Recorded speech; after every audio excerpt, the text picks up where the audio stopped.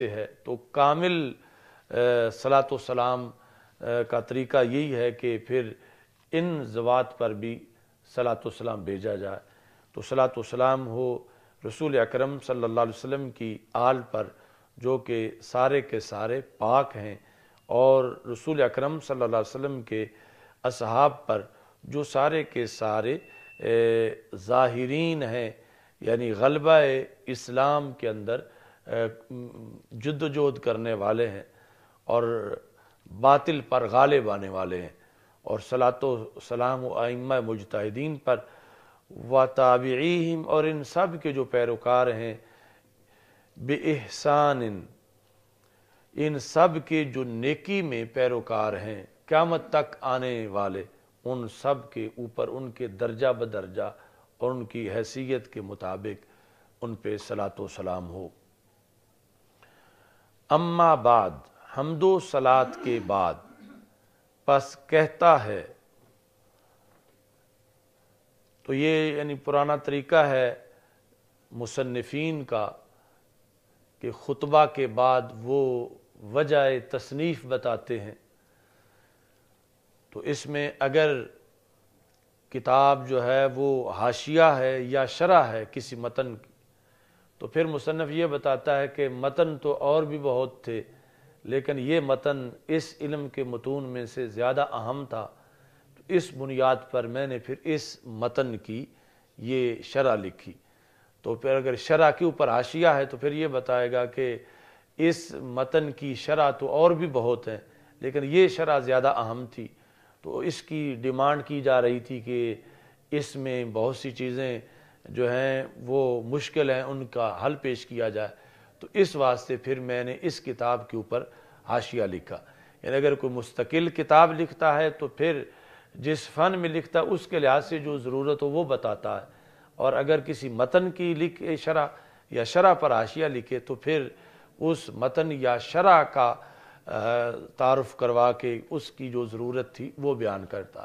تو یہاں پر چونکہ ایک شرح کے اوپر یہ حاشیہ ہے تو اس واسطے یہ شرح کے لحاظ سے بتائیں گے، اور پھر شرح کے ضمن میں پھر متن کا بھی ذکر آئے گا۔ صلاۃ و سلام کے بعد کہتا ہے مفتقرین کا احوج الی رحمت ارحم الراحمین، الی کا تعلق جو مفتقرین کے ساتھ ہے، یعنی افتقار کا صلہ آتا ہے الی، جو محتاج ہیں جو لوگ ارحم الراحمین کی رحمت کی طرف، ان محتاجوں میں سے جو سب سے زیادہ محتاج ہے وہ کہتا ہے احوج۔ اس میں تفضیل ہے کہ اللہ کی طرف جو محتاج ہیں، ان محتاجوں میں سے جو سب سے بڑھ کے اللہ کا محتاج ہے وہ کہتا ہے، تو یعنی کنایہ اپنی ذات سے کر رہے ہیں مصنف۔ آگے بدل ہے کون؟ محمد امین، الشہیر بابن عابدین، بابن عابدین، تو عابدین یعنی باپ، دادا، پردادا، اس بنیاد پر جمع ہے ابن عابدین۔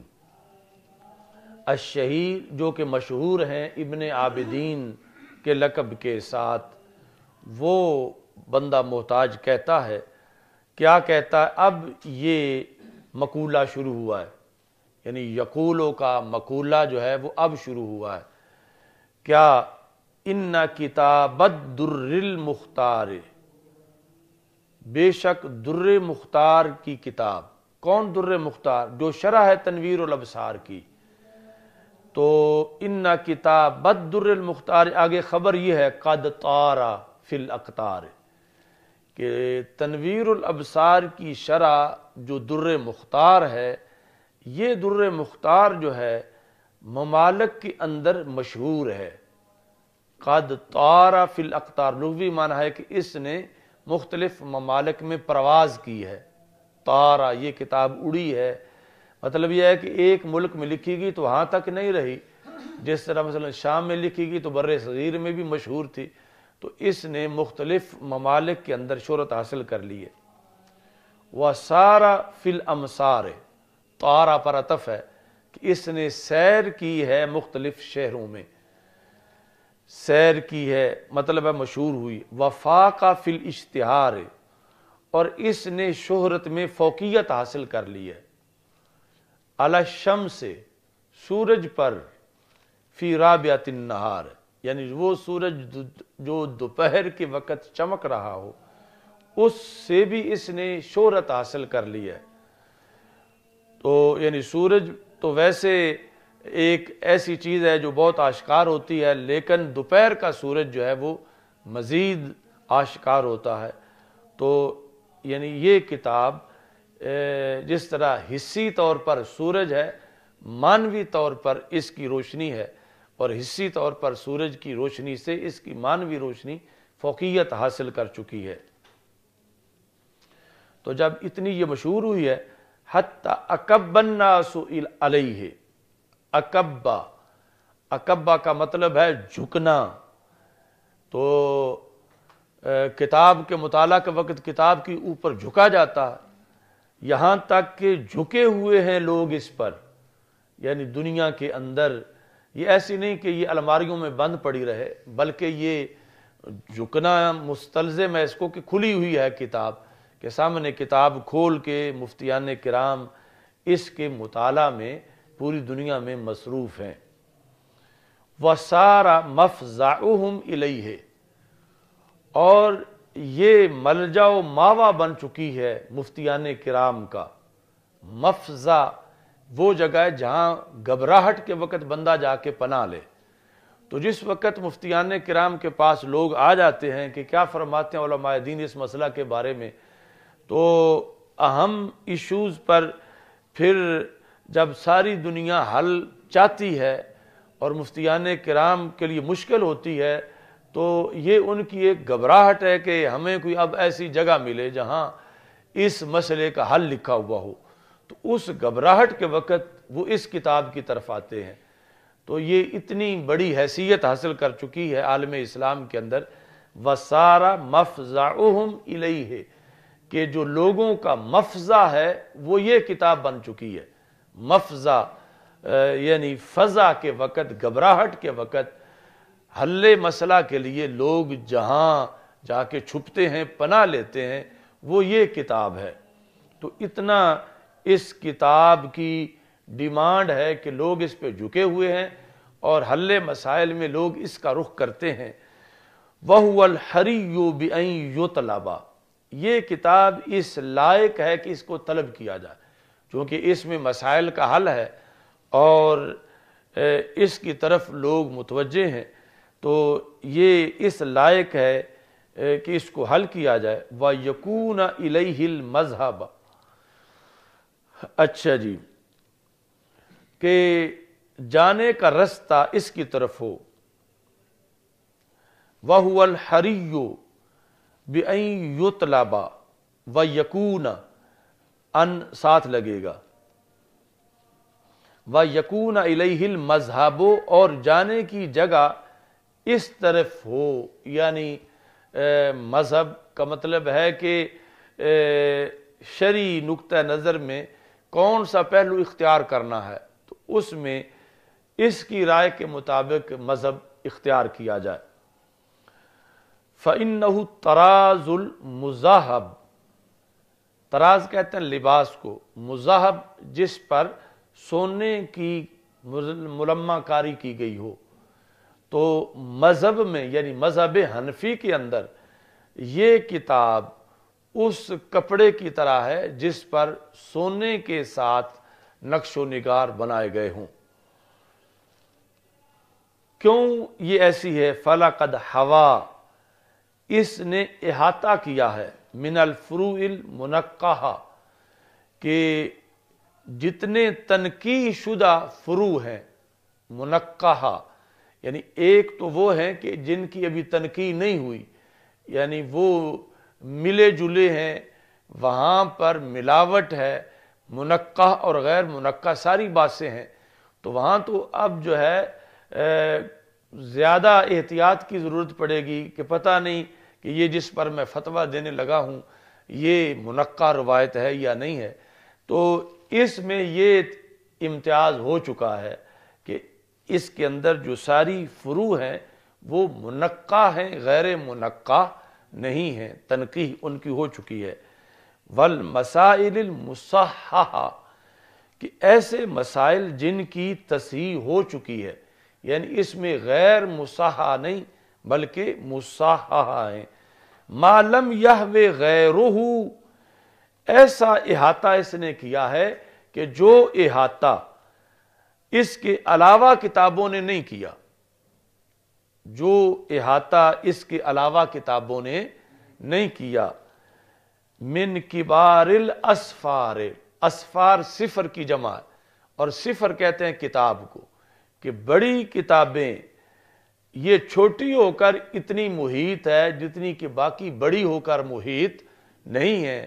تو یہ مطلب ساری دلیلیں جا کر اس کی کہ اس کی پھر میں نے شرح کرنا یعنی حاشیہ لکھنا ضروری سمجھا، چونکہ اس کے اندر اتنا کچھ ہے۔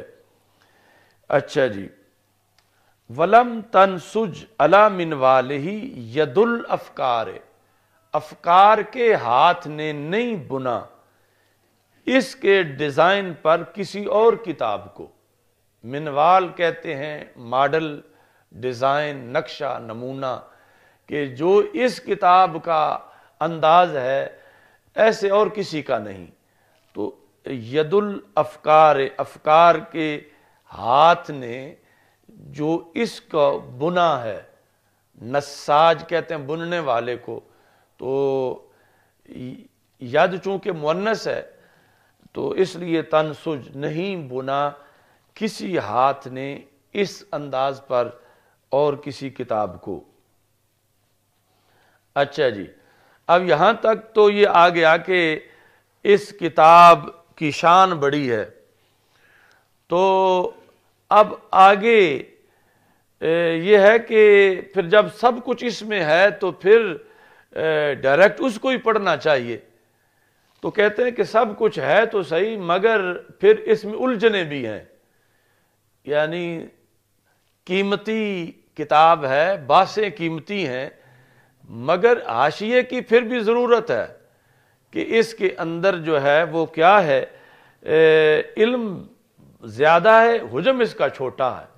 تو چھوٹا حجم ہونے کی وجہ سے یہ پہیلیوں کی طرح بن گئی ہے۔ تو اس بنیاد پر ہمیں وہ پہیلیاں حل کرنی پڑیں گی کہ اس کے اندر ہے ایک خزانہ لیکن وہ چھپا ہوا ہے، تو بعض جگہ پردے اٹھانے پڑیں گے۔ تو یہ آگے آگے رستہ بنا رہے ہیں کہ سب کچھ ہونے کے باوجود پھر بھی اس کتاب میں ابھی میرے کام کی گنجائش باقی ہے، کہ جو کہ میں نے حاشیہ لکھ کے پھر اس کے اندر وہ لوگوں کی آسانی پیدا کرنی ہے۔ بعید انہ لصغار حجمہ ووفور علمہ، بیدہ کے ساتھ آگے تعلق ہے، قد بالغ فی الایجاز۔ ہاں یہ ہے کہ یہ کتاب اپنے چھوٹے حجم اور بڑے علم کی بنیاد پر، فرقے تھوڑے ہیں، علم زیادہ ہے، تو یہ کتاب، ہاں یہ ہے کہ یہ کتاب اپنے چھوٹے علم اور بڑے علم، چھوٹے حجم اور بڑے علم کی بنیاد پر اختصار کی وجہ سے الغاز تک پہنچ گئی ہے۔ یعنی اس میں اختصار اتنا ہے کہ اس کی عبارتیں یوں ہیں جس طرح کے کوئی پہیلی ہوتی ہے کہ اس میں تھوڑے لفظوں کے اندر ایک بڑے قصے کو چھپایا گیا ہوتا ہے۔ تو یہ ہے، ویسے الغاز جمع بنتی ہے لیکن یہاں الغاز یعنی پہیلی بنانا مصدر کے طور پر استعمال کیا گیا ہے۔ بعید انہ لصغار حجمہ ووفور علمہ، ہاں یہ ہے کہ یہ اپنے چھوٹے حجم اور بڑے علم کی بنیاد پر، یعنی یہ بظاہر ایک نقص ہے، مگر وہ حاشیے سے دور ہوگا۔ پہلے تو یہ بیدا کا مطلب ہے کوئی کمی نہیں ہے اس میں، لیکن یہ ایک قابل غور چیز ہے کہ یہ پہنچ گئی ہے ایجاز میں، ایجاز اختصار کہاں پہنچ گئی ہے؟ الی حد الالغاز، کہ یہ کتاب ایک پہیلیوں کے ڈالنے کے انداز تک پہنچ گئی ہے۔ تو پہلی جو ہے وہ پہلی بنتی تب ہے کہ اس کے اندر ضرور بہت سی چیزیں مبہم ہوتی ہیں اور پہلی کا حل پوچھا جاتا ہے۔ تو اس بنیاد پر جب یہ حد الغاز تک پہنچ گئی ہے تو اب ضرورت ہے کہ ان پہلیوں کو، فقہی پہلیوں کو حل کیا جائے جو انہوں نے اپنے کثرت علم کی بنیاد پر، یعنی جو پہلی ہوتی ہے اس جس کی طرف سے وہ ڈالی جا رہی ہے یقیناً اس کا علم زیادہ ہے اور اس نے چند مبہم لفظوں کے اندر ایک حقیقت چھپائی ہوئی ہے۔ تو اس بنیاد پر یہ کہتے ہیں یہ حد الغاز تک پہنچ گئی ہے۔ وَتَمَنَّا بِإِعْجَازِ الْمُجْتَازِ فِي ذَلِكَ الْمَجَازِ عَنْ إِنْجَازِ الْإِفْرَازِ بَيْنَ الْحَقِيقَةِ وَالْمَجَازِ۔ انجاز، افراز، افراز کا مطلب ہوتا ہے واضح کرنا، جدا جدا کرنا۔ انجاز کا مطلب ہوتا ہے کوئی کام سر انجام دینا۔ اب جدید عربی کے اندر کہتے ہیں انجاز المشروعات، کہ فلاں پروجیکٹ جو ہے اس کو مکمل کر دیا گیا، انجاز۔ تو وَتَمَنَّا بِإِعْجَازِ الْمُجْتَازِ فِي ذَلِكَ الْمَجَازِ ان انجاز، تمنا کا مطلب ہے روک دیا ہے، روک دیا ہے۔ مجتاز کا مطلب ہے گزرنے والے کو۔ یہ جو پاسپورٹ کو جواز السفر کہا جاتا ہے، تجاوز، گزرنا، وہ ہے مجتاز، کہ گزرنے والے کو روک دیا ہے اعجاز کے ساتھ، یعنی کس طرح کہ اس کو عاجز بنا دیا ہے، اس کا ذہن عاجز آ گیا ہے اس کتاب کے حقائق کے سامنے اختصار کی وجہ سے۔ وَتَمَنَّا بِإِعْجَازِ الْمُجْتَازِ فِي ذَلِكَ الْمَجَازِ، روک دیا ہے اس کتاب نے گزرنے والے کو مجاز کی حدود سے بوجہ اعجاز۔ کہاں سے روکا ہے؟ یہ ان کا تعلق تمنا کے ساتھ ہے کہ روکا ہے ان انجاز الافراز بین الحقیقت والمجاز، کہ بندہ حقیقت اور مجاز میں فرق کر سکے۔ اس سے اس کتاب نے روک دیا ہے گزرنے والے کو کہ عام بندہ حقیقت اور مجاز کے درمیان فرق نہیں کر سکتا۔ تو اس لیے یہ کتاب اگرچہ بہت سے فضائل رکھتی ہے لیکن پھر بھی شرح کی یا حاشیے کی محتاج ہے کہ اس کی وہ گریں کھولی جائیں اور پہلیاں جو ہیں وہ حل کی جائیں۔ تو یہاں تک یہ مقصد تھا کہ پھر حاشیہ کے لیے متون میں سے، شرح میں سے اس شرح کو منتخب کیوں کیا۔ آگے پھر بتائیں گے کہ پہلے کیوں نہیں لکھا حاشیہ، اب آ کے لکھنے لگے ہو، یعنی جب اتنی ضروری تھی تو اس کا بہت جلدی لکھ لینا چاہیے تھا۔ تو اس کا پھر آگے وہ بتائیں گے وقد کنتو سے، اور پھر آگے اس کا مزید انشاءاللہ ذکر ہوگا۔ الحمدللہ رب العالمین والعاقبۃ للمتقین والصلاة والسلام علی رسولہ الکریم استغفر اللہ لا الہ الا اللہ وحدہ لا شریک لہ لہ الملک ولہ الحمد وہو علی کل شیء قدیر۔ اللہ